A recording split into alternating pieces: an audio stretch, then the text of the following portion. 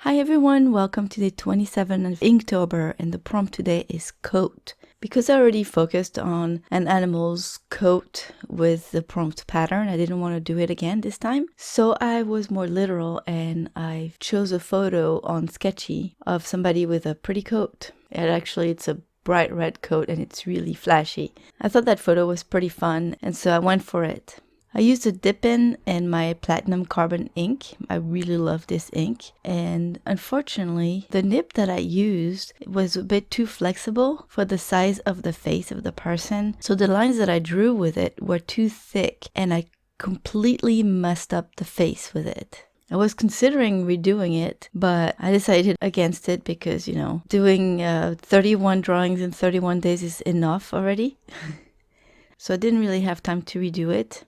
And I thought it would be a great learning lesson to be very careful when you choose your nibs, especially if you're going to need to draw fine details. You need to use a nib that's not as flexible so that the ink doesn't flow as much and you can really focus on your little details and not mess up your drawing. But I continued drawing my lines, thinking I would try to fix the problem later on. And as you will see, it didn't turn out very, very good. But that's okay.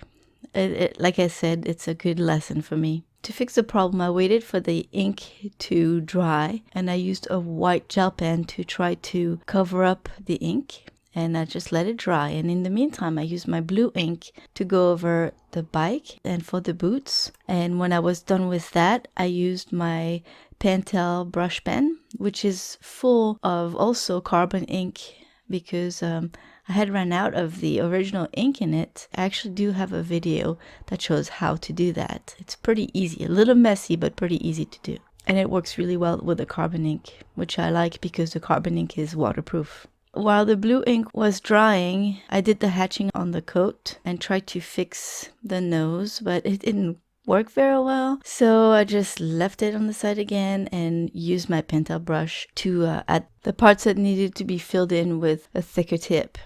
And for that, the brush is awesome. So I left some of the blue showing through to show the shine of both the bike and the boots. I did the same for the hair, actually. I left a little bit of blue showing through. And then I used some red ink to paint the coat. And then at the end, I tried again to fix that darn nose and the face and all, but it didn't work.